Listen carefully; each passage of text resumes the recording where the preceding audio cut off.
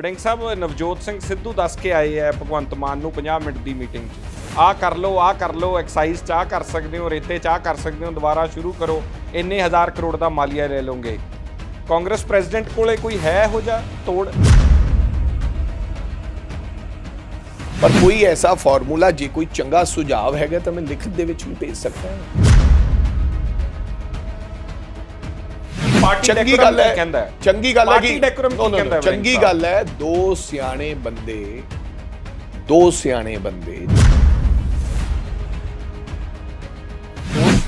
ਬੰਦੇ ਦੀ ਤੁਸੀਂ ਉੱਤੋਂ ਤੱਕ ਸ਼ਿਕਾਇਤ ਕੀਤੀ ਹੈ, ਇਨਡਿਸਪਲਿਨ ਦੀ ਗੱਲ ਕਰਦੇ ਹੋ। ਸ਼ਿਕਾਇਤ ਕੀਤੀ ਹੈ, ਨਹੀਂ ਕੀਤੀ ਜਾਂ ਗਿਲਾ ਕੀਤਾ ਹੈ, ਮੇਰਾ ਖਿਆਲ ਇਹ ਕਾਂਗਰਸ ਪਾਰਟੀ ਦਾ ਮੱਕੜ ਸਾਹਿਬ ਬਿਲਕੁਲ ਅੰਦਰੂਨੀ ਮਾਮਲਾ ਹੈ। ਪਰਿਵਾਰ ਦੇ ਵਿੱਚ ਕਈ ਵਾਰੀ ਤੁਹਾਨੂੰ ਆਪਦੇ ਵੱਡੇ ਭਰਾ ਨਾਲ ਵੀ ਗਿਲਾ ਹੋ ਜਾਂਦਾ ਹੈ। ਇਸ ਬਾਰੇ ਤਾਂ ਅਸੀਂ ਪੁੱਛਦੇ ਹੀ ਨਹੀਂ। ਨਹੀਂ ਆਪਦੇ ਪਰਿਵਾਰ ਦੇ ਮੈਂਬਰ ਨਾਲ ਕਰ ਲੈਣੇ ਕਿ ਅੱਜ ਪੁੱਛਦੇ ਹੀ ਨਹੀਂ। ਪਰ ਜਿਹੜੀ ਚੀਜ਼ ਪਬਲਿਕ ਡੋਮੇਨ 'ਚ ਹੈ, ਤੁਹਾਡੀ ਚਿੱਠੀ ਸਾਹਮਣੇ ਆ ਗਈ, ਹਰੀਸ਼ ਜੀ ਦੀ ਚਿੱਠੀ ਸਾਹਮਣੇ ਆ ਗਈ, ਤਾਂ ਸਵਾਲ ਕਰਾਂਗੇ ਨਾ ਅਸੀਂ। ਪਤਾ ਨਹੀਂ ਕਿਹੜੀਆਂ ਚਿੱਠੀਆਂ ਦੀ ਤੁਸੀਂ ਗੱਲ ਕਰ ਰਹੇ ਹੋ ਮੱਕੜ ਸਾਹਿਬ। ਡਿਨਾਈ ਕਰ ਰਹੇ ਹੋ? ਨੋ ਇਹ ਵੀ ਨਾ ਮੈਂ ਕਿਸੇ ਗੱਲ ਤੋਂ ਨੋ ਤੁਸੀਂ ਐਜ਼ ਕਾਂਗਰਸ ਪ੍ਰੈਜ਼ੀਡੈਂਟ ਡਿਨਾਈ ਕਰ ਰਹੇ ਹੋ। ਮੈਂ ਤੁਹਾਨੂੰ ਇਹ ਗੱਲ ਕਹਿ ਰਿਹਾ ਕਿ ਇਹ ਪਰਿਵਾਰ ਦਾ ਮਸਲਾ ਹੈ। ਤੁਹਾਡੇ ਦਿਲ 'ਚ ਹੈ ਕਿ ਨਵਜੋਤ ਸਿੰਘ ਸਿੱਧੂ ਉਸ ਦਿਨ ਪੂਰਾ ਪ੍ਰੋਗਰਾਮ ਨਹੀਂ ਉੱਥੇ ਅਟੈਂਡ ਕਰਕੇ ਗਏ, ਪ੍ਰੋਪਰਲੀ ਤੁਹਾਨੂੰ ਨਹੀਂ ਉੱਥੇ ਮਿਲ ਕੇ ਗਏ? ਤੁਹਾਡੇ ਦਿਲ 'ਚ ਕੀ ਹੈ ਮੈਂ ਤੁਹਾਨੂੰ ਪੁੱਛਣਾ। ਮੇਰਾ ਤਾਂ ਸਵਾਲ ਹੈ, ਨਵਜੋਤ ਸਿੰਘ ਸਿੱਧੂ ਦਾ ਫਿਊਚਰ ਕਾਂਗਰਸ ਪਾਰਟੀ 'ਚ ਹੈ? ਮੱਕੜ ਸਾਹਿਬ ਜਿਹੜੇ ਗੱਲ ਤੁਸੀਂ ਪੁੱਛਣੀ ਵੀ ਸਿੱਧੂ ਸਾਹਿਬ ਉੱਥੇ ਖੜੇ ਨਹੀਂ, ਗਏ ਨਹੀਂ, ਗੇਟੋਂ ਮੁੜਿਆ ਆ ਗਏ, ਕੋਈ ਇਤਰਾਜ਼ ਨਹੀਂ ਹੋ ਸਕਦਾ ਸਿੱਧੂ ਸਾਹਿਬ ਨੂੰ ਕੋਈ ਕੰਮ ਹੋ ਗਿਆ। ਕੌਰ ਦਾ ਤਾਂ ਤੁਸੀਂ ਫੈਸਲਾ ਕਰਤਾ ਨਾ, ਕੰਮ ਹੋ। ਤੁਸੀਂ ਸ਼ਰੇਆਮ ਆ ਕੇ ਸੁਣਾਤਾ ਪਾਰਟੀ 'ਚ ਰਹਿਣਗੇ ਜਾਂ ਮੈਂ ਰਹੂੰਗਾ? ਨਹੀਂ ਨਵਜੋਤ ਸਿੰਘ ਸਿੱਧੂ ਦੇ ਕੰਡਕਟ ਨਾਲ ਇਲੈਕਸ਼ਨਾਂ 'ਚ ਕਾਂਗਰਸ ਪਾਰਟੀ ਨੂੰ ਨੁਕਸਾਨ ਨਹੀਂ ਹੋਇਆ? ਹਾਂ ਜ਼ਰੂਰ ਕਹਾਂਗਾ ਕਿ ਗਲਤੀਆਂ ਦੇ ਕਾਰਨ, ਆਪਦੀਆਂ ਗਲਤੀਆਂ ਦੇ ਕਾਰਨ ਸਾਨੂੰ ਵੱਡਾ ਨੁਕਸਾਨ ਝੱਲਣਾ ਪਿਆ। ਸਿੱਧੂ ਸਾਹਿਬ ਦੇ ਨਾਲ ਜਿਹੜੇ ਉਹਨਾਂ ਦੇ ਨਾਲ 30 ਤੋਂ 40 ਕਾਂਗਰਸ ਦੇ ਸੀਨੀਅਰ ਆਗੂ ਨੇ, ਜਿਹੜੇ ਸਾਬਕਾ ਵਿਧਾਇਕ ਵੀ ਨੇ, ਉਹ ਆਪਣੀ ਮੀਟਿੰਗਸ ਕਰਦੇ ਆ। ਤੁਸੀਂ 10 ਬੰਦਿਆਂ ਦੇ ਨਾਮ ਕਰਾ ਦਿਓ, 30-40 ਕੌਣ ਹੈ? ਉਹ ਕਹਿੰਦੇ ਕਿ ਮੇਰਾ ਧੜਾ, ਮੈਂ ਬੜਾ ਚੀਜ਼, ਮੇਰਾ ਧੜਾ ਹੋਏ, ਇਹ ਮੇਰੇ ਵਿਅਕਤੀ ਨੇ। ਹਾਲਾਂਕਿ ਉਹਨਾਂ ਦਾ ਕੋਈ ਵਿਅਕਤੀ ਨਹੀਂ,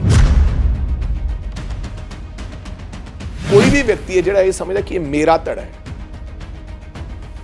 ਉਹਨਾਂ ਲੋਕਾਂ ਨੇ ਕਾਂਗਰਸ ਕਮਜ਼ੋਰ ਕਰ ਦਿੱਤੀ। ਕਾਂਗਰਸ ਪ੍ਰੈਜ਼ੀਡੈਂਟ ਇਹਦੇ ਤੇ ਕੋਈ ਐਕਸ਼ਨ ਲੈਣਗੇ? ਕਿਸੇ ਨੂੰ ਦੇਖੋ ਕੀ ਕਾਂਗਰਸ ਪ੍ਰੈਜ਼ੀਡੈਂਟ ਨਹੀਂ, ਸੈਂਟਰ ਦੀ ਲੀਡਰਸ਼ਿਪ ਮੱਕੜ ਸਾਲ ਦੇਖ ਰਹੇ ਕਿ ਕੋਈ ਐਕਸ਼ਨ ਲੀਡਰਸ਼ਿਪ ਲਵੇ? ਸਿਰਫ ਹਾਂ ਜਾਂ ਨਾ ਜਵਾਬ ਚਾਹਨਾ। ਨਵਜੋਤ ਸਿੰਘ ਸਿੱਧੂ ਦਾ ਕਾਂਗਰਸ 'ਚ ਫਿਊਚਰ ਹੈ? ਮੈਂ ਕਿਵੇਂ ਦੱਸ ਸਕਦਾ, ਮੈਂ ਕਿਹੜਾ ਕੋਈ ਬਾਬਾ ਹਾਂ। ਧਾਲੀਵਾਲ ਸਾਹਿਬ ਨੂੰ ਵਧਾਈ ਦਿੰਦਾ ਇਸ ਗੱਲ ਦੀ ਕਿ ਜਿਨ੍ਹਾਂ ਲੋਕਾਂ ਨੇ ਸਰਕਾਰ ਦੀ ਜ਼ਮੀਨ ਤੇ ਕਬਜ਼ੇ ਕੀਤੇ ਨੇ, ਬਹੁਤ ਚੰਗਾ ਕਦਮ ਹੈ। ਮੈਡਮ ਭੱਠਲ ਤੋਂ ਕੋਠੀ ਛੁਡਾ ਲਈ, ਉਹ ਚੰਗਾ ਕਦਮ ਸੀ। ਦੇਖੋ ਕੋਠੀ ਇਹ ਫੇਰ ਗਲਤ ਗੱਲ ਹੈ। ਮੈਂ ਸਾਹਿਬ ਨੇ ਲੁਧਿਆਣੇ ਬਕਾਇਦਾ ਇਹ ਗੱਲ ਬੋਲੀ ਉੱਥੇ। ਮੈਂ ਕੱਲ ਪਰਸੋਂ ਇਹ ਮੁੱਖ 25 ਸਾਲ ਤੋਂ ਕੋਠੀਆਂ ਲੈ ਰੱਖੀਆਂ ਸੀ, ਛੁਡਵਾਈਆਂ। ਸੁਣੋ, ਕੇਸ ਕਮਰੇ 'ਚ ਨੋ ਬਾਥਰੂਮਾਂ ਤੇ ਬਹੁਤ ਪੈਸਾ ਲੱਗਿਆ ਸੀ। ਮੈਂ ਕਹਿ ਰਿਹਾ ਇਹ ਗੱਲਾਂ ਸਟੇਜਾਂ ਤੋਂ ਕਹੀਆਂ ਗਈਆਂ। ਸਵਿਮਿੰਗ ਪੂਲ ਤਾਂ ਹੁਣ ਕਿੰਨੇ ਕਰੋੜ ਦੀ ਲਾਗਤ ਦੇ ਨਾਲ ਆਮ ਆਦਮੀ ਪਾਰਟੀ ਦੇ ਮੁੱਖ ਮੰਤਰੀ ਕੇਜਰੀਵਾਲ ਸਾਹਿਬ ਨੇ ਆਪਦੇ ਘਰ ਬਣਾਇਆ ਹੈ। ਕਿ ਮੀਡੀਆ ਵਾਲਿਆਂ ਨੇ 2 ਪੱਖੇ ਵੀ ਦਿਖਾ ਦੇ ਕਮਰੇ 'ਚ ਲੱਗੇ। ਮੈਂ ਮਾਫੀ ਚਾਹੁੰਦਾ, ਤੁਹਾਨੂੰ ਇਸ ਗੱਲ ਦਾ ਗੁੱਸਾ ਆਏਗਾ। This is not journalism, to be very honest. ਇਹ ਜਰਨਲਿਜ਼ਮ ਨਹੀਂ ਹੈ। ਇੱਕ ਪੈਨਸ਼ਨ ਦਾ ਸਵਾਗਤ ਕਰਦੇ ਹੋ ਤੁਸੀਂ? ਵੜਿੰਗ ਸਾਹਿਬ ਹਾਂ ਜਾਂ ਨਾ ਦਾ ਸਵਾਲ ਹੈ। ਤੁਹਾਨੂੰ ਲੱਗਦਾ ਇਹ ਸਹੀ ਹੈ ਜਾਂ ਗਲਤ ਹੈ? ਫੈਸਲਾ ਸਹੀ ਹੈ ਜਾਂ ਫੈਸਲਾ ਗਲਤ ਹੈ? ਕਹਿੰਦੇ ਤੁਹਾਡੇ ਦਫ਼ਤਰ ਚਲਾਉਣ ਵਾਸਤੇ ਪੈਨਸ਼ਨਾਂ ਨਹੀਂ ਦੇਣੀਆਂ, ਜਿਵੇਂ ਕੇਡੀ ਵੈਦ ਸਾਹਿਬ ਦਾ ਇੱਕ ਬਿਆਨ ਆਇਆ ਸੀ ਕਿ ਸਾਡੇ ਤਾਂ ਦਫ਼ਤਰਾਂ ਦੇ ਖਰਚੇ ਬਹੁਤ ਨੇ, ਅਸੀਂ ਨਹੀਂ ਟੈਨਸ਼ਨਾਂ ਤਾਂ ਲੈਂਦੇ ਹਾਂ। ਦਿਸ ਪੰਜਾਬ 'ਚ ਨਵੀਂ ਤਬਦੀਲੀ ਦੀ ਸਰਕਾਰ ਬਣੀ ਨੂੰ 50 ਦਿਨ ਤੋਂ ਉੱਤੇ ਦਾ ਸਮਾਂ ਹੋਇਆ। ਬਹੁਤ ਸਾਰੇ ਫੈਸਲੇ ਲਏ ਜਿਹਦੇ 'ਚ ਮਾਣ ਮਹਿਸੂਸ ਕਰਦੇ ਆ ਭਗਵੰਤ ਮਾਨ ਮੁੱਖ ਮੰਤਰੀ ਪੰਜਾਬ। ਦੂਜੇ ਪਾਸੇ ਓਪੋਜੀਸ਼ਨ ਦੇ ਰੋਲ ਦੇ ਵਿੱਚ ਕਾਂਗਰਸ ਪਾਰਟੀ ਕਿੱਥੇ ਖੜੀ ਹੈ, ਰੋਲ ਨਿਭਾ ਪਾ ਰਹੀ ਹੈ ਜਾਂ ਨਹੀਂ। ਲਾਅ ਐਂਡ ਆਰਡਰ ਦੀ ਸਥਿਤੀ ਨੂੰ ਲੈ ਕੇ ਵੱਡੇ ਸਵਾਲ ਨੇ।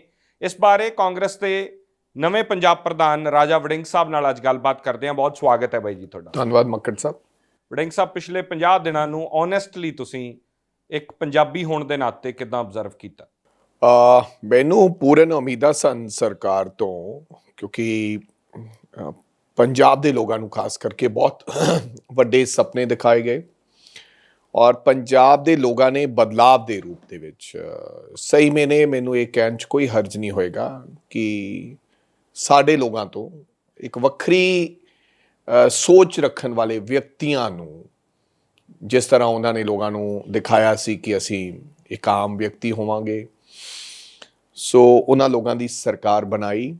ਔਰ ਉਮੀਦ ਤੋਂ ਪਰੇ ਕਿਸੇ ਵਿਅਕਤੀ ਨੇ, ਕਿਸੇ ਚੈਨਲ ਨੇ, ਕਿਸੇ ਬੁੱਧੀਜੀਵ ਨੇ ਕਲਪਨਾ ਨਹੀਂ ਕੀਤੀ ਸੀ ਕਿ ਇੰਨਾ ਵੱਡਾ ਮੈਂਡੇਟ ਜਿਹੜਾ ਹੈ ਉਹ ਆਮ ਆਦਮੀ ਪਾਰਟੀ ਨੂੰ ਮਿਲੇਗਾ।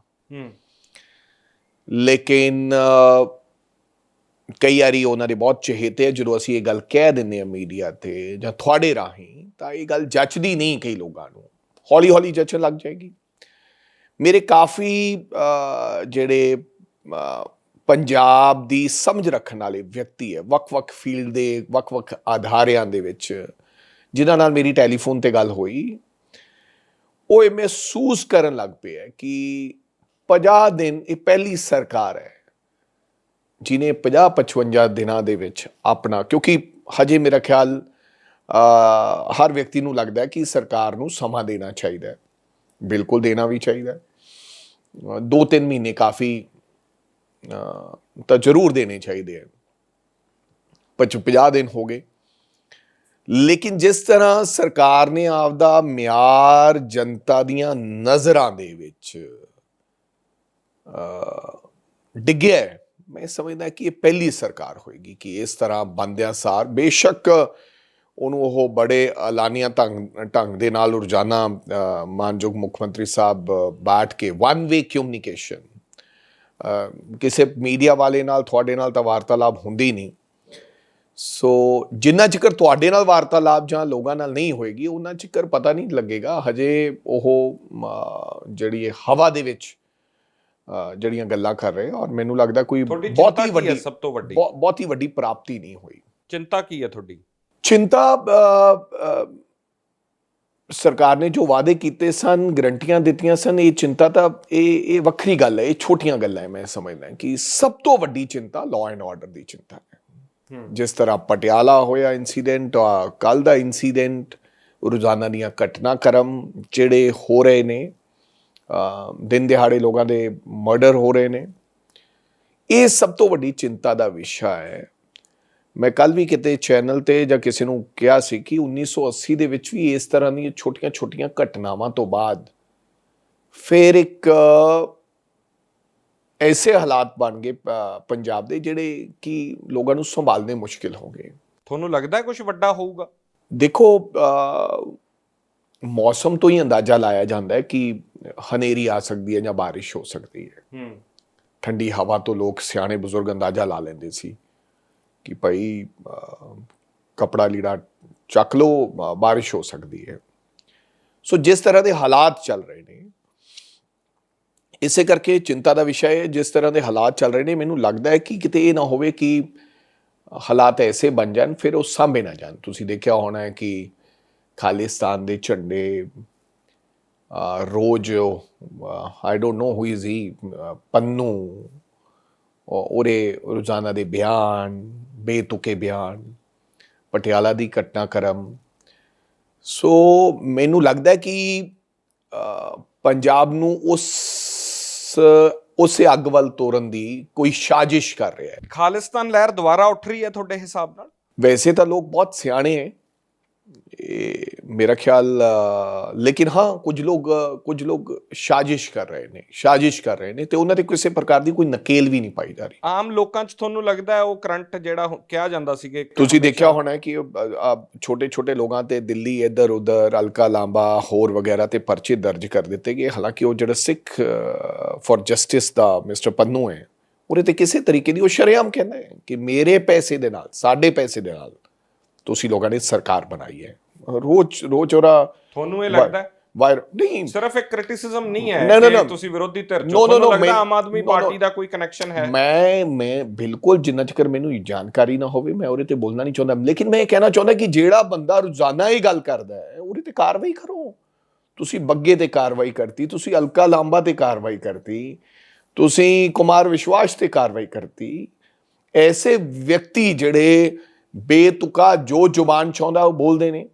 ਮੈਂ ਨਹੀਂ ਕਿਹਾ ਬਿਲਕੁਲ ਕਿ ਉਹਨਾਂ ਦਾ ਕਨੈਕਸ਼ਨ ਹੈ, no I am not saying ਦਿਸ, ਪਰ ਕਿਉਂ ਨਹੀਂ ਉਹ ਬੰਦਾ ਸ਼ਰੇਆਮ ਬੋਲ ਰਿਹਾ ਉਹਦੇ ਤੇ ਕਿਉਂ ਨਹੀਂ ਕਾਰਵਾਈ ਹੁੰਦੀ? ਕਿਉਂ ਨਹੀਂ ਉਸ ਬੰਦੇ ਤੇ ਪਰਚਾ ਦਰਜ ਹੁੰਦਾ? ਮੈਂ ਇਸ ਗੱਲ ਤੋਂ ਸੋ ਜਿਸ ਤਰ੍ਹਾਂ ਦੇ ਹਾਲਾਤ ਬਣੇ ਹੋਏ ਆ ਹੁਣ, ਉਦੋਂ ਤਾਂ ਪੰਜਾਬ ਸક્ષਮ ਸੀਗਾ ਮੱਕੜ ਸਾਹਿਬ, ਲੋਕਾਂ ਨੇ ਚੱਲ ਲਿਆ, ਹੁਣ ਪੰਜਾਬ ਚੋਂ ਨਹੀਂ ਜਾਣ ਨਹੀਂ ਰਹੀ ਹੈ। ਜੇ ਇਸ ਤਰ੍ਹਾਂ ਖੁਦਾ ਨਾ ਖਾਦਸਾ ਕੋਈ ਐਸੇ ਹਾਲਾਤ ਪੈਦਾ ਦੁਬਾਰਾ ਹੋ ਗਏ ਤਾਂ ਹੁਣ ਉਹ ਪੰਜਾਬੀ ਚੱਲ ਨਹੀਂ ਸਕਣਗੇ। ਲੋਕ ਚਾਹੁੰਦੇ, ਤੁਹਾਨੂੰ ਲੱਗਦਾ ਕਿ ਹੁਣ ਪੰਜਾਬ ਦੀ ਧਰਤੀ ਉਹਨਾਂ ਨੂੰ ਚੱਲਣ ਯੋਗ ਨਹੀਂ। ਜਿਹੜਾ ਲਹਿਰ ਦੀ ਗੱਲ ਸੀਗੀ, ਮੇਰੀ ਸਵਾਲ ਸੀਗਾ, ਤੁਹਾਨੂੰ ਲੱਗਦਾ ਕਿ ਆਮ ਲੋਕਾਂ 'ਚ ਸੈਂਟੀਮੈਂਟ ਹੈ? No I don't think so, nobody wants that. ਅਸੀਂ ਸਿੱਖ ਹਾਂ, ਅਸੀਂ ਸਿੱਖੀਜ਼ਮ ਨੂੰ ਮੰਨਦੇ ਹਾਂ, ਵੈਸੇ ਤਾਂ ਸਾਰੇ ਧਰਮ ਸਾਡੇ ਵਾਸਤੇ ਇੱਕ ਬਰਾਬਰ ਨੇ, ਲੇਕਿਨ ਮੈਨੂੰ ਨਹੀਂ ਲੱਗਦਾ ਕਿ ਇਸ ਖਿਆਲਾਤ ਦਾ ਕੋਈ ਵਿਅਕਤੀ ਹੈਗਾ। ਲੇਕਿਨ ਹਾਂ ਸ਼ਰਾਰਤੀ ਜਾਂ ਵਿਚਾਰੇ ਲੋਕ ਕਿਸੇ ਦੀ ਬੇਵਸੀ ਦਾ ਫਾਇਦਾ ਉਠਾਉਣ ਵਾਲੇ ਲੋਕਾਂ ਨੂੰ ਇਸਤੇਮਾਲ ਕਰ ਲਿਆ ਜਾਂਦਾ ਹੈ, ਇਨੋਸੈਂਟ ਲੋਕਾਂ ਨੂੰ ਭੜਕਾ ਲਿਆ ਜਾਂਦਾ, ਜਿਨ੍ਹਾਂ ਨੂੰ ਦੋਜ਼ ਹੂ ਡੋਂਟ ਨੋ ਕੀ ਹੈ। ਲੇਕਿਨ ਉਹਨਾਂ ਭੜਕਾਉਣ ਵਾਲੇ ਲੋਕਾਂ ਨੂੰ ਇਮੀਡੀਏਟਲੀ ਨੱਥ ਪਾਉਣੀ ਚਾਹੀਦੀ ਹੈ। ਇਸ ਤੋਂ ਮਹੱਤਵਪੂਰਨ ਪੰਜਾਬ ਵਾਸਤੇ ਹੋਰ ਕੋਈ ਗੱਲ ਹੀ ਨਹੀਂ। ਪਟਿਆਲਾ ਕਤਲਾਂ ਲਈ ਤੁਸੀਂ ਕਿਹਨੂੰ ਜ਼ਿੰਮੇਦਾਰ ਮੰਨਦੇ ਹੋ? ਦੇਖੋ, ਕਿਸੇ ਤੇ ਉਂਗਲੀ ਕਰ ਦੇਣਾ ਬੜਾ ਆਸਾਨ ਹੈ ਮੱਕੜ ਸਾਹਿਬ। ਮੈਂ ਕਹਾਂ ਕਿ ਇਹ ਸਰਕਾਰ ਨੇ ਕਰਤਾ, ਫਲਾਣੇ ਨੇ ਕਰਤਾ, ਜਿਵੇਂ ਕਿ ਸਰਕਾਰ ਵਾਲੇ ਨੇ ਕਹਿਤਾ ਕਿ ਇਹ ਤਾਂ ਕਾਂਗਰਸ ਦੀ ਵਾਲਿਆਂ ਦੀ ਸਾਜ਼ਿਸ਼ ਸੀ, ਕਿਸੇ ਨੇ ਕਿਹਾ ਕਿ ਇਹ ਤਾਂ ਕੋਈ ਅਕਾਲੀਆਂ ਨਾਲ ਮਿਲਿਆ ਹੋਇਆ ਸੀ। ਨਹੀਂ, ਇਹ ਗਲਤ ਗੱਲ ਹੈ। ਮੇਰਾ ਖਿਆਲ ਮੈਂ ਅਗਰ ਦਿਲੋਂ ਇਹ ਗੱਲ ਕਹਾਂ, ਨਾਟ ਐਜ਼ ਏ ਪੋਲੀਟੀਸ਼ੀਅਨ, ਤਾਂ ਮੇਰਾ ਖਿਆਲ ਨਹੀਂ ਕੋਈ ਕਿਸੇ ਪਾਰਟੀ ਦੀ, ਔਰ ਇਸ ਤਰ੍ਹਾਂ ਦਾ ਇਲਜ਼ਾਮ ਵੀ ਨਹੀਂ ਲਾਉਣਾ ਚਾਹੀਦਾ। ਇਹ ਥੋੜ੍ਹੀ ਹੈ ਕਿ ਆਪਦੀ ਜ਼ਿੰਮੇਵਾਰੀ ਤੋਂ ਮੁਕਤ ਹੁੰਦਿਆਂ ਹੋਇਆਂ ਤੁਸੀਂ ਕਿਸੇ ਪਾਰਟੀ ਵਿਅਕਤੀ ਵਿਸ਼ੇਸ਼ ਤੇ ਇਲਜ਼ਾਮ ਲਾ ਦਿਓ ਕਿ ਇਹ ਫਲਾਂ ਬੰਦੇ ਦੇ ਕਾਰਨ ਇਹ ਕਾਂਗਰਸ ਪਾਰਟੀ ਦੀ ਸਾਜ਼ਿਸ਼ ਹੈ, ਜਾਂ ਇਹ ਅਕਾਲੀ ਦਲ ਦੀ ਸਾਜ਼ਿਸ਼ ਹੈ, ਜਾਂ ਫਲਾਂ ਆਮ ਆਦਮੀ ਪਾਰਟੀ ਦੀ ਸਾਜ਼ਿਸ਼ ਹੈ। ਮੈਂ ਇਹਨਾਂ ਤਿੰਨਾਂ ਗੱਲਾਂ ਤੋਂ ਹਟ ਕੇ ਇਹ ਜ਼ਰੂਰ ਕਹਿਣਾ ਚਾਹੁੰਦਾ, ਮੈਂ ਨਹੀਂ ਕਹਿੰਦਾ ਕਿ ਇਹ ਕਿਸੇ ਪਾਰਟੀ ਦੀ ਸਾਜ਼ਿਸ਼ ਹੋ ਸਕਦੀ ਹੈ। ਮੁੱਖ ਮੰਤਰੀ ਨੂੰ ਤਾਂ ਲੱਗਦਾ ਹੈ ਨਾ ਨਹੀਂ, ਇਹ ਗਲਤ ਲੱਗ ਰਿਹਾ ਜੋ ਮੁੱਖ ਮੰਤਰੀ ਲੱਗਿਆ। ਮੁੱਖ ਮੰਤਰੀ ਪੰਜਾਬੀਆਂ ਨੇ ਬਣਾਇਆ। ਮੈਂ ਭਗਵੰਤ ਮਾਨ ਜੀ ਨੂੰ ਇਹ ਕਹਿਣਾ ਚਾਹੁੰਦਾ ਹੈ ਕਿ ਦਿਮਾਗ ਨਾਲ ਨਹੀਂ ਗੱਲ ਕਰਨੀ, ਦਿਲ ਨਾਲ ਵੀ ਗੱਲ ਕਰਨੀ ਹੈ। ਮੈਂ ਬੜਾ ਸੌਖਾ ਹੈ, ਮੈਂ ਰਾਜਾ ਵੜਿੰਗ ਇੱਥੇ ਕਹਿ ਸਕਦਾ ਕਿ ਇਹ ਆਮ ਆਦਮੀ ਪਾਰਟੀ ਦੀ ਸਾਜ਼ਿਸ਼ ਸੀ, ਇਹ ਬੀਜੇਪੀ ਦੀ ਸਾਜ਼ਿਸ਼ ਸੀ, ਇਹ ਅਕਾਲੀ ਦਲ ਦੀ ਸਾਜ਼ਿਸ਼ ਸੀ, ਜਿਵੇਂ ਕਿ ਲੋਕਾਂ ਨੇ ਅਕਸਰ ਲਾਇਆ। ਭਗਵੰਤ ਮਾਨ ਜੀ ਨੇ ਵੀ ਗੱਲ ਕਹੀ। ਬਿਲਕੁਲ ਮੈਨੂੰ ਲੱਗਦਾ ਇਹ ਕਿਸੇ ਦੀ ਸਾਜ਼ਿਸ਼ ਨਹੀਂ ਸੀ, ਲੇਕਿਨ ਹਾਂ ਇਸ ਸਰਕਾਰ ਦੀ ਨਲਾਇਕੀ ਜ਼ਰੂਰ ਸੀ, ਨਲਾਇਕੀ ਜ਼ਰੂਰ ਸੀ, ਇੰਟੈਲੀਜੈਂਸ ਫੇਲੀਅਰ ਸੀਗਾ। ਇਹ ਸ਼ਰੇਆਮ ਲੋਕ ਤੁਰੇ ਆ ਰਹੇ ਹੈ, ਉਹਨਾਂ ਨੂੰ ਹਰ ਵਿਅਕਤੀ ਨੂੰ ਕਿਵੇਂ ਇਸ ਸਰਕਾਰ ਦਾ ਕੰਮ ਹੈ ਕਿ ਉਹ ਕਿਵੇਂ ਟੈਕਲ ਕਰਨੀ ਹੈ, ਚਾਹੇ ਕੋਈ। ਔਰ ਜਿਹੜੇ ਵੀ ਇਸੇ ਤਰ੍ਹਾਂ ਦੇ ਘਟਨਾਕ੍ਰਮ ਇਹੋ ਜਿਹੇ ਲੋਕ ਸੀਗੇ, ਚਾਹੇ ਉਹ ਕਿਸੇ ਵੀ ਜਾਤੀ ਨਾਲ ਜਾਂ ਧਰਮ ਨਾਲ ਸੰਬੰਧਿਤ ਸੀ, ਇਹੋ ਜਿਹੇ ਲੋਕਾਂ 'ਤੇ ਸਖਤ ਕਾਰਵਾਈ ਹੋਣੀ ਚਾਹੀਦੀ ਹੈ ਰਾਦਰ ਦੈਨ ਕਿ ਕਿਸੇ ਤੇ ਇਲਜ਼ਾਮ ਲਾਉਣਾ। ਬਿਲਕੁਲ ਇਲਜ਼ਾਮ ਲਾਉਣਾ ਗਲਤ ਕਿਹਾ। ਮੈਂ ਬਿਲਕੁਲ ਨਹੀਂ ਕਹਿੰਦਾ ਕਿ ਇਹ ਕਿਸੇ ਦੀ ਸਾਜ਼ਿਸ਼ ਸੀ, ਪਰ ਆਪਦੀ ਜ਼ਿੰਮੇਵਾਰੀ, ਆਪਦੀ ਨਲਾਇਕੀ ਲੁਕਾਉਂਦਿਆਂ ਹੋਇਆਂ ਤੁਸੀਂ ਕਿਸੇ ਪਾਰਟੀ ਤੇ ਇਲਜ਼ਾਮ ਲਾ ਦਿਓ, ਇਹ ਬਿਲਕੁਲ ਗਲਤ। ਤੁਹਾਡਾ ਭਗਵੰਤ ਮਾਨ ਬਾਰੇ ਓਪੀਨੀਅਨ ਨਵਜੋਤ ਸਿੰਘ ਸਿੱਧੂ ਵਾਲਾ ਹੈ ਜਾਂ ਡਿਫਰ ਕਰਦੇ ਹੋ? What is that opinion? ਮੈਨੂੰ ਪਤਾ ਨਹੀਂ। ਤੁਸੀਂ ਸਾਹਿਬ ਤਾਂ ਤਾਰੀਫਾਂ ਕਰਦੇ ਨਜ਼ਰ ਆਏ ਆ, ਬਾਹਰ ਨਿਕਲੇ ਆ ਜਦੋਂ। ਨਹੀਂ, ਜਿੱਥੇ ਤਾਰੀਫ, ਭਰੋਸਾ ਹੈ ਉਹਨਾਂ ਨੂੰ ਭਗਵੰਤ ਮਾਨ ਦੇ ਉੱਤੇ। ਦੇਖੋ, ਜਿੱਥੇ ਤਾਰੀਫ ਕਰਨ ਦੀ ਗੱਲ ਹੋਏਗੀ 100% ਰਾਜਾ ਵੜਿੰਗ ਤਾਰੀਫ ਕਰੇਗਾ। ਆ ਪੰਚਾਇਤੀ ਜ਼ਮੀਨਾਂ ਛੜਾਈਆਂ ਜਾ ਰਹੀਆਂ ਜਿਨ੍ਹਾਂ ਕੋਲ ਨਜਾਇਜ਼ ਕਬਜ਼ੇ ਹੈ, ਸਰਕਾਰ ਦਾ ਚੰਗਾ ਕਦਮ ਹੈ। ਮੈਂ ਧਾਲੀਵਾਲ ਸਾਹਿਬ ਨੂੰ ਵਧਾਈ ਦਿੰਦਾ ਇਸ ਗੱਲ ਦੀ ਕਿ ਜਿਨ੍ਹਾਂ ਲੋਕਾਂ ਨੇ ਸਰਕਾਰ ਦੀ ਜ਼ਮੀਨ ਤੇ ਕਬਜ਼ੇ ਕੀਤੇ ਨੇ, ਬਹੁਤ ਚੰਗਾ ਕਦਮ ਹੈ। ਮੈਡਮ ਭੱਠਲ ਤੋਂ ਕੋਠੀ ਛੁਡਾ ਲਈ, ਉਹ ਚੰਗਾ ਕਦਮ ਸੀ। ਦੇਖੋ, ਕੋਠੀ ਇਹ ਫੇਰ ਗਲਤ ਗੱਲ ਹੈ। ਸੀਐਮ ਸਾਹਿਬ ਨੇ ਲੁਧਿਆਣੇ ਬਕਾਇਦਾ ਇਹ ਗੱਲ ਬੋਲੀ ਉੱਥੇ। ਮੈਂ ਕੱਲ ਪਰਸੋਂ ਇਹ ਮੁੱਖ 25 ਸਾਲ ਤੋਂ ਕੋਠੀਆਂ ਲੈ ਰੱਖੀਆਂ ਸੀ, ਛੁਡਵਾਈਆਂ। ਸੁਣੋ, ਇਹ ਮੁੱਖ ਮੰਤਰੀ ਦੇ ਬਿਲੋ ਸਟੇਟਸ ਗੱਲ ਹੈ। 25 ਸਾਲ ਕਿਸੇ ਨੇ ਵੀ ਕੋਠੀ ਲੈਣੀ। ਰਾਜੇ ਵੜਿੰਗ ਕੋਲੇ ਹੁਣ 15 ਸਾਲ ਦਾ ਇਹ ਘਰ ਹੈ, ਇਹ ਫਲੈਟ ਹੈ, ਇਹਦੇ ਵਿੱਚ ਏਸੀ ਵੀ ਲੱਗਿਆ ਹੈ, ਇਹਦੇ ਵਿੱਚ ਸੋਫਾ ਵੀ ਲੱਗਿਆ ਹੈ, ਇਹਦੇ ਵਿੱਚ ਬੈੱਡ ਵੀ ਹੈ, ਪੱਖਾ ਵੀ ਲੱਗਿਆ ਜਿਹੜਾ ਕਿ ਸਰਕਾਰ ਨੇ, ਔਰ ਮੇਰੇ ਕੋਲ ਨਹੀਂ ਹੈ, ਹਰ ਇੱਕ MLA ਕੋਲੇ ਹੈ। ਮੈਡਮ ਰਜਿੰਦਰ ਕੌਰ ਭੱਠਲ ਪੰਜਾਬ ਦੀ ਡਿਪਟੀ ਮੁੱਖ ਮੰਤਰੀ ਰਹੇ ਔਰ 6 ਵਾਰ ਮੈਨੂੰ ਲੱਗਦਾ ਚੁਣਾਵ ਜਿੱਤੇ ਨੇ। ਉਹਨਾਂ ਨੇ ਆਪਦੇ ਅਧਿਕਾਰਾਂ ਦਾ ਇਸਤੇਮਾਲ ਕਰਦੇ ਹੋਏ ਜੋ ਸਭ ਨੂੰ ਕੋਠੀਆਂ ਮੰਤਰੀ ਰਹੇ, ਡਿਪਟੀ ਮੁੱਖ ਮੰਤਰੀ ਰਹੇ, ਡਿਪਟੀ ਮੁੱਖ ਮੰਤਰੀ ਰਹੇ, ਮੁੱਖ ਮੰਤਰੀ ਰਹੇ, ਉਸ ਨਿਯਮਾਂ ਦੇ ਤਹਿਤ ਜੋ ਸੁੱਖ ਸੁਵਿਧਾਵਾਂ ਮਿਲਦੀਆਂ ਸਨ, ਅੱਜ ਜਿੰਨੀਆਂ ਕੋਠੀਆਂ ਮੰਤਰੀਆਂ ਨੂੰ ਮਿਲੀਆਂ, ਜਿਹੜੀਆਂ ਮੈਡਮ ਭੱਠਲ ਦੀ ਕੋਠੀ 'ਚ ਸੁੱਖ ਸੁਵਿਧਾਵਾਂ ਸੀਗੀਆਂ, ਉਹ ਸਾਰੀਆਂ ਸੁੱਖ ਸੁਵਿਧਾਵਾਂ ਹਰ ਮੰਤਰੀ ਦੇ ਘਰੇ ਹੈ। ਕੇਸ ਕਮਰੇ 'ਚ ਨੋ ਬਾਥਰੂਮਾਂ ਤੇ ਬਹੁਤ ਪੈਸਾ ਲੱਗਿਆ ਸੀ, ਇਹ ਗੱਲਾਂ ਨੋ ਸਟੇਜਾਂ ਤੋਂ ਕਹੀਆਂ ਗਈਆਂ। ਕਿਸ ਕਮਰੇ ਦੇ ਵਿੱਚ ਬਿਲਕੁਲ ਗਲਤ ਹੈ। ਸਵਿਮਿੰਗ ਪੂਲ ਤਾਂ ਹੁਣ ਕਿੰਨੇ ਕਰੋੜ ਦੀ ਲਾਗਤ ਦੇ ਨਾਲ ਆਮ ਆਦਮੀ ਪਾਰਟੀ ਦੇ ਮੁੱਖ ਮੰਤਰੀ ਕੇਜਰੀਵਾਲ ਸਾਹਿਬ ਨੇ ਆਪਦੇ ਘਰ ਬਣਾਇਆ ਹੈ ਦਿੱਲੀ ਦੇ ਅੰਦਰ, ਔਰ ਵਿਧਾਨ ਸਭਾ ਚੋਰੀ ਚਰਚਾ ਹੋਈ ਹੈ ਦਿੱਲੀ ਦੀ ਵਿਧਾਨ ਸਭਾ ਦੇ ਅੰਦਰ। ਮੈਂ ਫਿਰ ਉਹ ਗੱਲ ਕਹਿ ਰਿਹਾ, ਮੈਂ ਤਾਂ ਸਵਿਮਿੰਗ ਪੂਲ ਦੇਖਿਆ ਨਹੀਂ ਖੈਰ, ਜਿਹੜਾ ਉਹਨਾਂ ਨਾ ਹੀ ਕਿਸੇ ਮੀਡੀਆ ਵਾਲੇ ਨੇ, ਕਿਉਂਕਿ ਮੀਡੀਆ ਵਾਲਿਆਂ ਨੇ 2 ਪੱਖੇ ਵੀ ਦਿਖਾ ਦੇ ਕਮਰੇ 'ਚ ਲੱਗੇ। ਮੈਂ ਮਾਫੀ ਚਾਹੁੰਦਾ, ਤੁਹਾਨੂੰ ਇਸ ਗੱਲ ਦਾ ਗੁੱਸਾ ਆਏਗਾ। ਇੱਕ ਕਮਰੇ 'ਚ 2 ਪੱਖੇ ਲੱਗਣੇ ਜਾਂ 2 AC ਲੱਗਣੇ, ਇਹ ਜਸਟੀਫਾਈ ਕਰਨਾ ਹੈ ਜਿਹੜਾ ਟੈਕਨੀਕਲ ਉੱਥੋਂ ਦਾ ਐਕਸਚੇਂਜ ਆਫਿਸਰ ਹੈ ਕਿ ਇਹ ਕਮਰੇ ਨੂੰ 2 AC ਚਾਹੀਦੇ ਆ ਠੰਡਾ ਹੋਣ ਵਾਸਤੇ। ਤੁਹਾਨੂੰ ਇਤਰਾਜ਼ ਨਹੀਂ ਹੋਣਾ ਚਾਹੀਦਾ। ਹੁਣ ਇਸ ਕਮਰੇ 'ਚ AC ਲੱਗਿਆ, ਇੱਕ ਪੱਖਾ ਲੱਗਿਆ, ਤੁਸੀਂ ਕਹੋ AC ਵੀ ਲੱਗਿਆ ਨਾਲ ਪੱਖਾ ਵੀ ਲੱਗਿਆ, ਇੱਥੇ ਇੱਕ ਨਾਲ ਸਰ ਸਕਦਾ ਸੀ। ਤੁਹਾਨੂੰ ਲੱਗਦਾ ਹੈ ਬਿਲੋ ਦਾ ਬੈਲਟ ਹਿੱਟ ਕਰਨਾ? ਬਿਲੋ ਦਾ ਬੈਲਟ ਨਹੀਂ, this is not journalism, to be very honest. ਇਹ ਜਰਨਲਿਜ਼ਮ ਨਹੀਂ ਹੈ। ਔਰ ਭਗਵੰਤ ਮਾਨ ਸਾਹਿਬ ਬਤੌਰ ਮੁੱਖ ਮੰਤਰੀ ਇਹ ਗੱਲ ਮੰਚ ਤੇ ਕਹਿਣ ਕਿ 25 ਸਾਲ ਵਾਲਾ ਕਬਜ਼ਾ, 25 ਸਾਲ ਨਜਾਇਜ਼ ਕਬਜ਼ਾ ਨਹੀਂ ਸੀ। ਤੁਸੀਂ ਉਹਨਾਂ ਨੂੰ 5 ਤਰੀਕ ਦਿੱਤੀ ਗਈ, ਉਹਨਾਂ ਨੇ 2 ਦਿਨ ਪਹਿਲਾਂ ਕੋਠੀ ਖਾਲੀ ਕਰਤੀ। ਇਹ ਕਿਸੇ ਨੇ ਨਹੀਂ ਕਿਹਾ ਕਿ ਮੈਡਮ ਭੱਠਲ ਦਾ ਜਿਹੜਾ ਜਨਮ ਸੀ ਉਹ ਜੇਲ੍ਹ 'ਚ ਹੋਇਆ, ਉਹ ਇੱਕ ਸੁਤੰਤਰਤਾ ਸੰਗਰਾਮੀ ਦੀ ਧੀ ਸੀ। ਇਹ ਕਿਸੇ ਨੇ ਨਹੀਂ ਕਿਹਾ ਕਿ ਮੁੱਖ ਮੰਤਰੀ ਬਤੌਰ ਹੁੰਦਿਆਂ ਵੀ ਉਹ ਆਪਦਾ ਘਰ ਨਹੀਂ ਬਣਾ ਸਕੀ। ਹਾਲਾਂਕਿ 82 ਸਾਲ ਦੀ ਸਾਡੀਆਂ ਮਾਵਾਂ ਵਰਗੀ ਹੈ। ਇਹ ਕਿਸੇ ਨੇ ਨਹੀਂ ਕਿਹਾ। ਇਹ ਕਹਿਣ ਦਾ ਫਰਜ਼ ਨਹੀਂ ਬਣਦਾ ਸੀ ਕਿ ਇਸ ਔਰਤ ਦੇ ਸ਼ਾਬਾਸ਼ੇ ਸਦਕੇ ਜਾਈਏ ਜਿਸ ਨੇ 80 ਵਰਿਆਂ ਦੀ ਉਮਰ 'ਚ ਮੁੱਖ ਮੰਤਰੀ ਰਹਿ ਕੇ, ਕਈ ਅਹੁਦਿਆਂ ਤੇ ਰਹਿ ਕੇ, ਤਮਾਮ ਮੰਤਰੀ ਰਹਿ ਕੇ ਕਈ ਵਾਰੀ ਆਪਦਾ ਘਰ ਨਹੀਂ ਬਣਾ ਸਕੀ। ਵੜਿੰਗ ਸਾਹਿਬ, ਕਿਤੇ ਐਗਜ਼ਿਸਟਿੰਗ ਸਟਰਕਚਰ ਨੂੰ ਇਹ ਤਕਲੀਫ ਹੋ ਰਹੀ ਹੈ ਹੁਣ? ਕਿਸ ਤਰ੍ਹਾਂ ਦੀਆਂ ਚੀਜ਼ਾਂ ਵਾਪਰਨਗੀਆਂ? ਹੋਰਾਂ ਦੇ ਵੀ ਘਰ ਜਾ ਸਕਦੇ ਆ, ਕੋਈ ਲਗਜ਼ਰੀ ਮਿਲੀ ਹੋਈ ਹੈ ਉਹ ਜਾ ਸਕਦੀ ਹੈ, ਕੀ ਇਹਦਾ ਆਊਟਕਮ ਹੈ ਜਾਂ ਤੁਹਾਨੂੰ ਵਾਕਈ ਇਹ ਲੱਗਦਾ ਹੈ ਕਿ ਗਲਤ ਸੀ? ਨਹੀਂ, ਉਹ ਗਲਤ ਸੀ, ਉਹ ਬਿਲੋ ਦਾ ਬੈਲਟ ਸੀ। ਹਾਂ, ਘਰ ਖਾਲੀ ਕਰਾਉਣਾ ਹੈ ਜਦੋਂ MLA ਕੋਈ ਨਹੀਂ ਰਿਹਾ। ਅਗਰ ਮੈਡਮ ਭੱਠਲ ਕੋਲੇ ਕੋਈ ਅਧਿਕਾਰ ਨਹੀਂ ਹੈ ਕੋਠੀ 'ਚ ਰਹਿਣ ਦਾ, ਉਹਨਾਂ ਨੂੰ ਘਰ ਛੱਡਣਾ ਚਾਹੀਦਾ, ਉਹਨਾਂ ਨੂੰ ਛੱਡਤਾ। ਬਟ ਅਗਰ ਮੈਂ MLA ਨਹੀਂ ਹਾਂ ਤਾਂ ਮੈਂ ਇਸ ਘਰ ਦਾ ਇੰਟਾਈਟਲਮੈਂਟ ਨਹੀਂ ਹਾਂ, ਮੈਨੂੰ ਇਹ ਛੱਡ ਦੇਣਾ ਚਾਹੀਦਾ ਹੈ। ਪਰ ਅਗਰ ਮੈਂ ਇੰਟਾਈਟਲਮੈਂਟ ਹਾਂ, ਮੈਂ 15 ਸਾਲ ਤੋਂ ਇਸ ਘਰ 'ਚ ਰਹਿ ਰਿਹਾ ਤੇ ਤੁਸੀਂ ਹੁਣ ਇੱਥੇ ਮੀਡੀਆ ਦੀਆਂ ਰੋਜ਼ ਮੇਰੀਆਂ ਬਾਈਟਸ ਲੈ ਕੇ ਤੇ ਕੱਲ ਨੂੰ ਕਹੋ ਕਿ ਇਸ ਘਰ ਦੇ ਵਿੱਚ ਆ ਲਾਲ ਰੰਗ ਦਾ ਇੱਕ ਸੋਫਾ ਪਿਆ ਹੈ, ਇਹਦਾ ਕੱਪੜਾ 1200 ਰੁਪਏ ਮੀਟਰ ਹੈ, ਕਿਹਨੇ ਚੈੱਕ ਕੀਤਾ ਹੈ? That's totally wrong. That's totally wrong. ਮੈਂ ਉਹਨੂੰ ਕਹਿੰਦਾ ਇੱਕ ਪੈਨਸ਼ਨ ਦਾ ਸਵਾਗਤ ਕਰਦੇ ਹੋ ਤੁਸੀਂ? Yes, for me it's okay. ਇੱਕ ਪੈਨਸ਼ਨ, ਲੇਕਿਨ ਸਾਰੀਆਂ ਜਿਹੜੀਆਂ ਸਟੇਟਸ ਹੈਗੀਆਂ, this is not only in Punjab, even Delhi 'ਚ ਬੇਸ਼ੱਕ ਉੱਥੇ ਪੈਨਸ਼ਨ ਥੋੜੀ ਹੈ, ਲੇਕਿਨ ਦਿੱਲੀ 'ਚ ਵੀ 5 ਸਾਲਾਂ ਬਾਅਦ ਪੈਨਸ਼ਨ ਇਨਕਰੀਜ਼ ਹੁੰਦੀ ਹੈ ਜੇ ਸੈਕਿੰਡ ਟਰਮ ਹੈ। ਵੜਿੰਗ ਸਾਹਿਬ, ਹਾਂ ਜਾਂ ਨਾ ਦਾ ਸਵਾਲ ਹੈ। ਤੁਹਾਨੂੰ ਲੱਗਦਾ ਇਹ ਸਹੀ ਹੈ ਜਾਂ ਗਲਤ ਹੈ? ਫੈਸਲਾ ਸਹੀ ਹੈ ਜਾਂ ਫੈਸਲਾ ਗਲਤ ਹੈ? ਬਹੁਤ ਸਾਰੇ ਲੋਕ ਵਿਚਾਰੇ ਗਰੀਬੀ ਲੋਕ ਨੇ, ਜਿਹੜੇ ਆਮ ਲੋਕ MLAs ਬਣੇ, ਜਿਨ੍ਹਾਂ ਨੇ ਆਪਦੀਆਂ ਕਿਸ਼ਤਾਂ ਵਿਚਾਰਿਆਂ ਕੋਲੇ ਭਰਨ ਨੂੰ ਪੈਸੇ ਨਹੀਂ ਹੈ। ਰਾਜੇ ਵੜਿੰਗ ਵਾਸਤੇ ਫੈਸਲਾ ਬਿਲਕੁਲ ਠੀਕ ਹੈ, ਨੋ ਪ੍ਰੋਬਲਮ ਐਟ ਆਲ।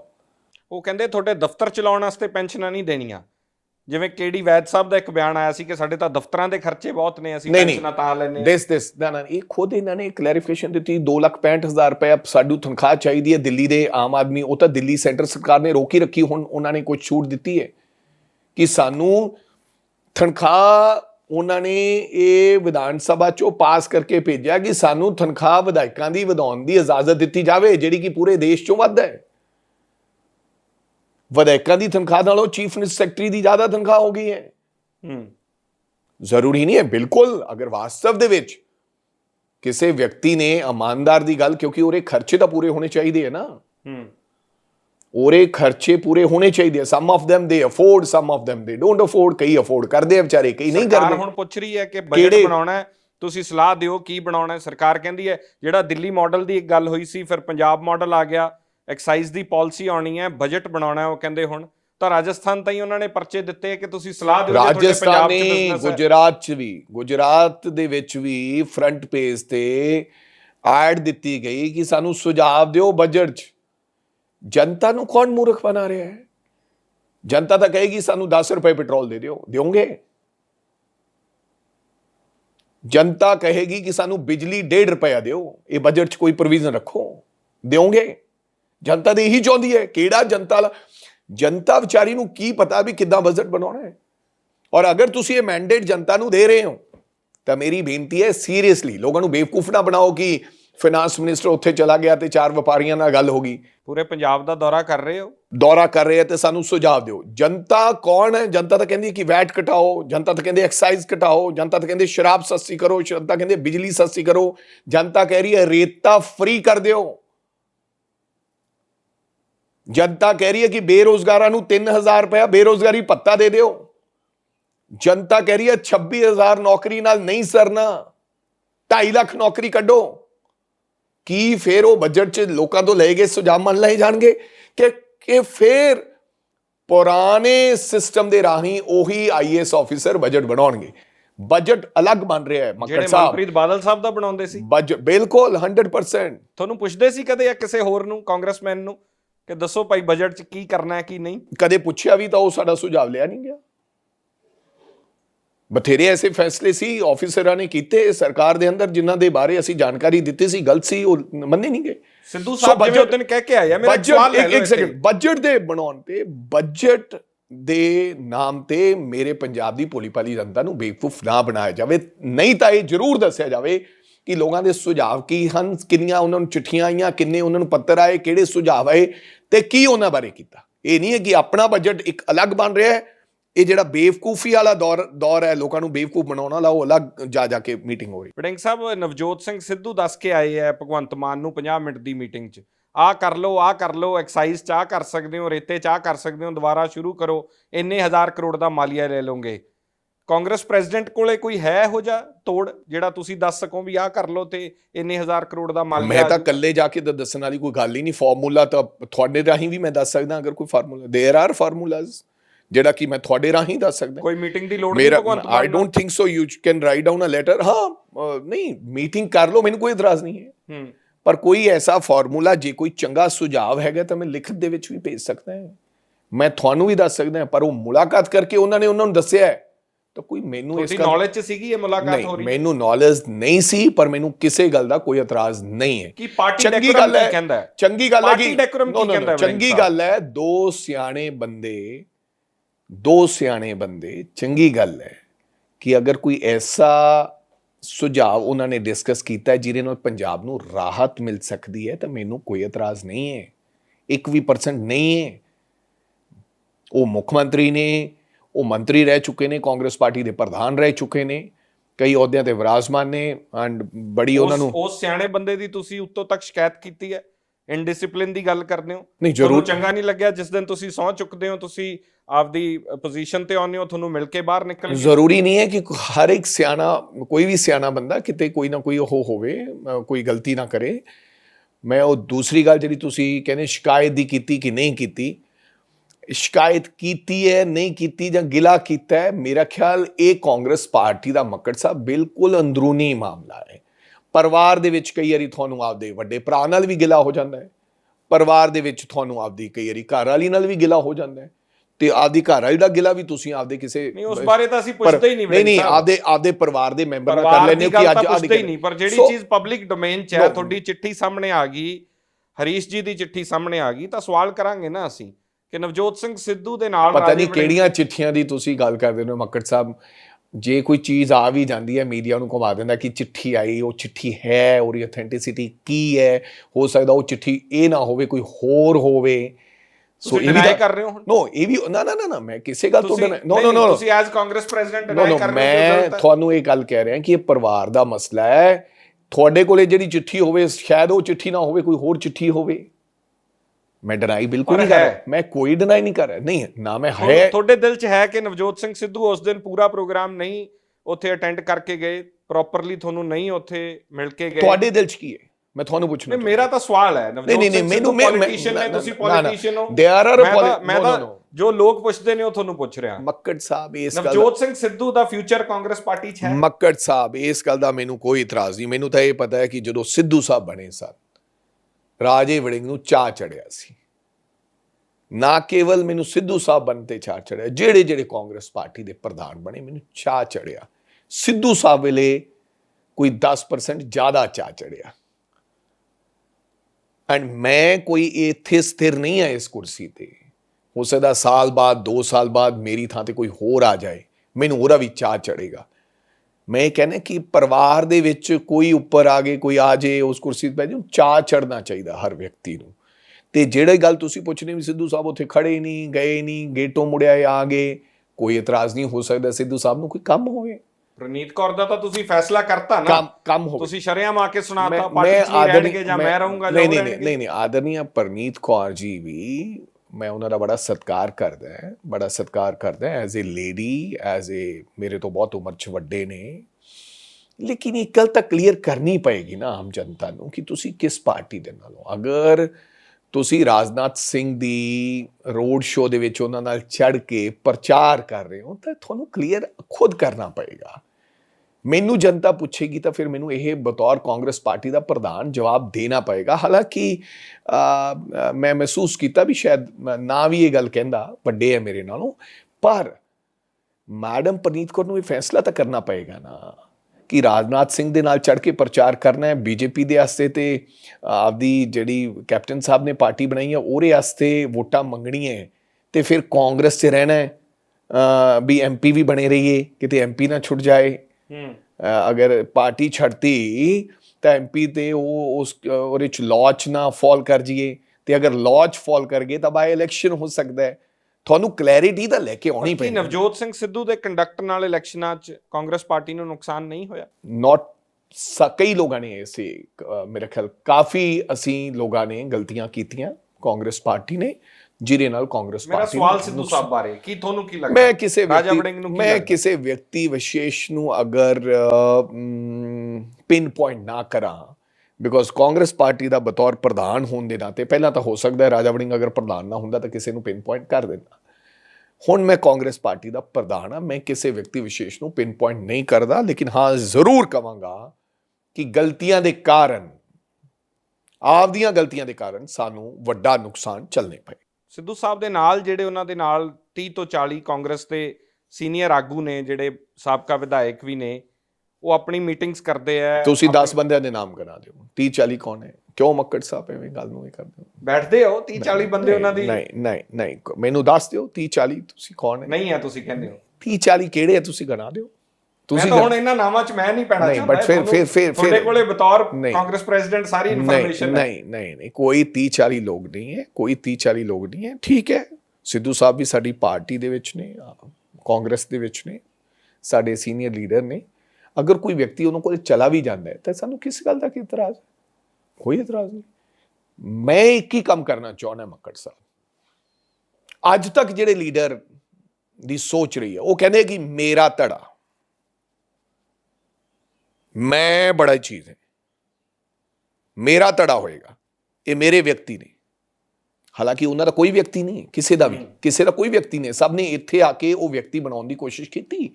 ਇੱਕ ਵਿਅਕਤੀ ਐਸਾ, ਜਿਵੇਂ ਕਾਂਗਰਸ ਪਾਰਟੀ ਨੇ ਰਾਜਾ ਵੜਿੰਗ ਨੂੰ ਬਲਾਕ ਪ੍ਰਧਾਨ ਤੋਂ ਦਰੀਆਂ ਵਿਛਾਉਣ ਤੋਂ ਲੈ ਕੇ ਇੱਥੋਂ ਤੱਕ ਲੀਡਰ ਬਣਾਤਾ। ਕੋਈ leader, B it captain Amarinder Singh, B it Navjot Singh Sidhu, B it mister Channi, B it mister Jakhar, ਇੱਕ ਵਿਅਕਤੀ ਪੰਜਾਬ 'ਚ ਗਿਣਾ ਦੇਣ ਕਿ ਜਿਹਨੂੰ ਦਰੀਆਂ ਵਾਲੇ ਨੂੰ ਚੱਕ ਕੇ ਇਹਨਾਂ ਨੇ ਕਿਸੇ ਨੇ ਲੀਡਰ ਬਣਾਇਆ ਹੋਵੇ। ਕਾਂਗਰਸ ਪਾਰਟੀ ਨੇ ਬੜੇ ਲੀਡਰ ਬਣਾਏ। ਸੋ ਮੇਰੇ ਕਹਿਣ ਤੋਂ ਭਾਵ, ਜਾਂ ਮੈਂ ਰਾਜਾ ਵੜਿੰਗ ਵੀ ਉਹਦੇ 'ਚ ਹੀ ਫਾਲ ਕਰਦਾ ਜਿਨ੍ਹਾਂ ਦੇ ਮੈਂ ਨਾਮ ਲਏ। ਇਹ ਕੋਈ ਵੀ ਵਿਅਕਤੀ ਹੈ ਜਿਹੜਾ ਇਹ ਸਮਝਦਾ ਕਿ ਇਹ ਮੇਰਾ ਧੜਾ ਹੈ, ਉਹਨਾਂ ਲੋਕਾਂ ਨੇ ਕਾਂਗਰਸ ਕਮਜ਼ੋਰ ਕਰਤੀ ਹੈ।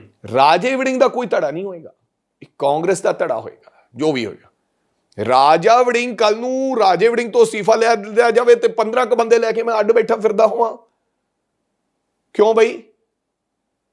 ਮੈਂ ਅੱਜ ਜੋ ਕੁਛ ਹਾਂ ਕਾਂਗਰਸ ਪਾਰਟੀ ਦੀ ਬਦੌਲਤ ਆ। ਇਨਡਿਸਪਲਿਨ ਹੈ ਇਹ 100%। You feel that you are above them।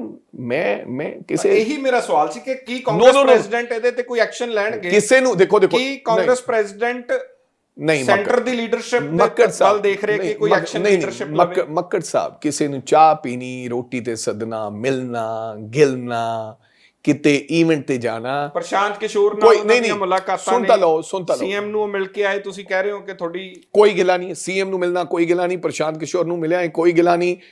ਕਾਂਗਰਸੀਆਂ ਨਾਲ ਤੌਰ ਤੇ ਉਹ ਸਟੇਟਮੈਂਟਸ ਦੇ ਰਹੇ ਕਿ ਪਾਰਟੀ ਲਾਈਨਸ ਤੇ ਨਹੀਂ, ਕਾਂਗਰਸੀਆਂ ਨੂੰ ਮਿਲ ਰਹੇ ਹੈ ਕੋਈ ਗਿਲਾ ਨਹੀਂ, ਜਿੱਥੇ ਜਾ ਰਹੇ ਕੋਈ ਇਤਰਾਜ਼ ਨਹੀਂ। ਕੇਵਲ ਮੇਰੀ ਬੇਨਤੀ ਹੈ तमाम ਲੀਡਰਾਂ ਨੂੰ, ਧੜਾ ਇੱਕ ਹੀ ਹੋਣਾ ਚਾਹੀਦਾ ਹੈ। ਜੇ ਤੁਸੀਂ ਕਾਂਗਰਸ ਪਾਰਟੀ ਨਾਲੋਂ, that is uh Congress party. ਨਿੱਜੀ ਵਿਅਕਤੀ ਵਿਸ਼ੇਸ਼ ਦਾ ਕੋਈ ਧੜਾ ਨਹੀਂ ਹੋਣਾ ਚਾਹੀਦਾ। ਅਗਰ ਕੋਈ ਵਿਅਕਤੀ ਨਿੱਜੀ ਧੜਾ ਬਣਾਉਣ ਦੀ ਕੋਸ਼ਿਸ਼ ਕਰਦਾ ਤਾਂ ਉਹ ਪਾਰਟੀ ਨੂੰ ਕਮਜ਼ੋਰ ਕਰਨ ਦੀ ਕੋਸ਼ਿਸ਼ ਕਰਦਾ। ਪਾਰਟੀ ਲਾਈਨ ਤੋਂ ਹਟ ਕੇ ਗੱਲ ਕਰਦਾ ਤਾਂ ਉਹ ਪਾਰਟੀ ਨੂੰ ਕਮਜ਼ੋਰ ਕਰਨ ਦੀ ਗੱਲ ਕਰਦਾ। ਵੜਿੰਗ ਸਾਹਿਬ, ਆਖਰੀ ਸਵਾਲ ਹੈ ਮੇਰਾ, ਬਿਲਕੁਲ ਸਮਾਂ ਵੀ ਹੋ ਗਿਆ, ਤੁਸੀਂ ਜਾਣਾ ਹੈ, ਸਿਰਫ ਹਾਂ ਜਾਂ ਨਾ ਜਵਾਬ ਚਾਹੁੰਦਾ। ਨਵਜੋਤ ਸਿੰਘ ਸਿੱਧੂ ਦਾ ਕਾਂਗਰਸ 'ਚ ਫਿਊਚਰ ਹੈ? ਮੈਂ ਕਿਵੇਂ ਦੱਸ ਸਕਦਾ? ਮੈਂ ਕਿਹੜਾ ਕੋਈ ਬਾਬਾ ਹਾਂ? ਕਾਂਗਰਸ ਪ੍ਰੈਜ਼ੀਡੈਂਟ ਹੋ ਤੁਸੀਂ? ਨਹੀਂ, ਆਈ ਡੋਂਟ ਸੇ ਐਨੀਥਿੰਗ। ਤੁਹਾਨੂੰ ਕੀ ਲੱਗਦਾ ਹੈ? ਮੇਰੇ ਬਾਰੇ ਵੀ ਨਹੀਂ ਕੁਝ। ਫਿਰ ਮੈਨੂੰ ਲੱਗਦਾ ਕੁਝ ਕਹਿ ਦੂੰਗੇ, ਤੇਰੇ ਤੋਂ ਬੜੇ ਸਵਾਲ ਖੜੇ ਹੋ ਜਾਣਗੇ। ਸੋ ਮੈਨੂੰ ਕੁਝ ਨਹੀਂ ਲੱਗਦਾ ਇਸ ਤੇ। ਇਹ ਤਾਂ ਆਉਣ ਵਾਲਾ ਸਮਾਂ ਦੱਸੇਗਾ। ਨਾ ਤੁਹਾਡੀ ਹਾਂ ਹੈ ਨਾ ਨਾ ਹੈ। ਬਿਲਕੁਲ ਨਾ ਹਾਂ ਨਾ। ਬਹੁਤ ਧੰਨਵਾਦ ਗੱਲਬਾਤ ਕਰਨ ਵਾਸਤੇ। ਧੰਨਵਾਦ ਮੱਕੜ ਸਾਹਿਬ। ਰਾਜਾ ਵੜਿੰਗ ਸਾਹਿਬ ਦੇ ਨਾਲ ਸਪਸ਼ਟ ਗੱਲਾਂ ਹੋਈਆਂ ਨੇ। ਨਵਜੋਤ ਸਿੰਘ ਸਿੱਧੂ ਤੋਂ ਲੈ ਕੇ ਭਗਵੰਤ ਮਾਨ ਦੀ ਕਾਰਗੁਜ਼ਾਰੀ ਤੇ ਆਮ ਆਦਮੀ ਪਾਰਟੀ ਦੇ 50 ਦਿਨ। ਆਉਣ ਵਾਲੇ ਸਮੇਂ 'ਚ ਤੁਸੀਂ ਪੰਜਾਬ ਦੀ ਐਕਸਾਈਜ਼ ਪਾਲਿਸੀ, ਬਜਟ ਦੇਖੋਗੇ। ਚਰਚਾਵਾਂ ਜਾਰੀ ਰਹਿਣਗੀਆਂ। ਧੰਨਵਾਦ।